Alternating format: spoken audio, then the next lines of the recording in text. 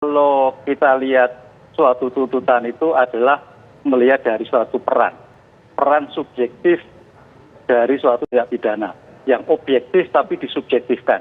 Nah, peran-peran inilah yang menjadikan berat ringannya suatu tindak pidana. Kalau kita secara objektif yang sebagai penyebab motif adanya Bu PT harusnya adalah lebih tinggi daripada Ricky Rizal dan Kuat. Tapi tampaknya mungkin sama peran terjadi. Tapi kalau melihat bobot, menurut saya lebih dari 8 tahun, paling tidak di atas 10 tahun.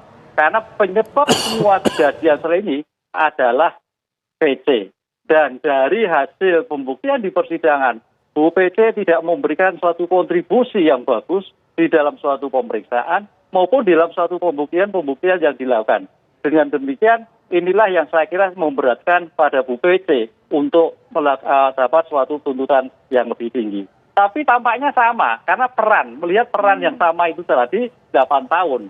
Kecuali Eliezer di bawah 8 tahun itu bisa dipastikan karena memberikan suatu kontribusi. Ini menarik, kalau kita melihat ancaman suatu pidananya itu hanya 8 tahun, Pak Ferdi Sambo tampaknya hanya seumur hidup, tidak akan pidana mati. Ini yang prediksi melihat suatu kejadian seperti ini. Nah, karena satu pertimbangan bahwa apa yang dilakukan di sini memang dia sudah mengakui kesalahannya. Itu suatu yang positif.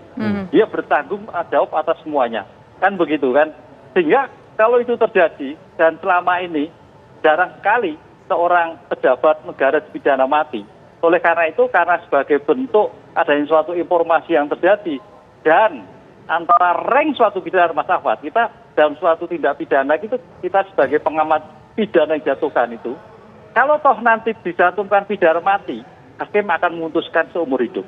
Itu yang pasti. Tapi artinya tidak akan dijatuhkan pidana mati oleh majelis nanti. Penuntut umum menjatuhkan pidana mati, hakim akan menjatuhkan pidana seumur hidup. Itu yang saya maksud. Demikian juga nanti yang terakhir ini terkait dengan K dan R, 8 tahun pasti dimungkinkan hanya 6 tahun. Mudah-mudahan hakim berpikir objektif lagi. Tadi saya katakan, kalau bicara objektif itu dilakukan adalah sebagai pelaku tindak pidana, dilakukan oleh sebagai penegak hukum, tempat penegak hukum, korbannya penegak hukum, harusnya lebih. Tapi tampaknya enggak. Tapi ya kita hormati. Disinilah babak baru pertama Mas Alfat dalam satu penuntutan. Belum lagi ada nanti pembelaan dan hakimlah yang akan menentukan.